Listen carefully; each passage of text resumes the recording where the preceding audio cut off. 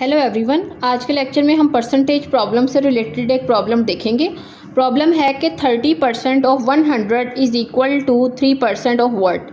यानी कि अगर हम इसको इक्वेशन की फॉर्म में लिखें तो ये बनेगी 30% ऑफ का मतलब होता है आपने मल्टीप्लाई करना है।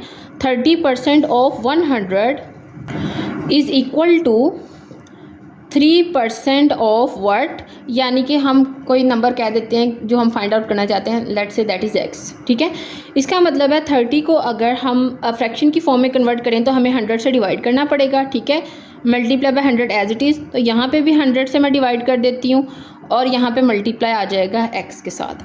100 से कैंसिल आउट हो गया। 30, ये 100 इधर डिवाइड हो रहा है तो दूसरी साइड पे जाके मल्टीप्लाई हो जाएगा, और इधर मल्टीप्लाई हो रहा है तो इधर आके divide, and that is equal to x।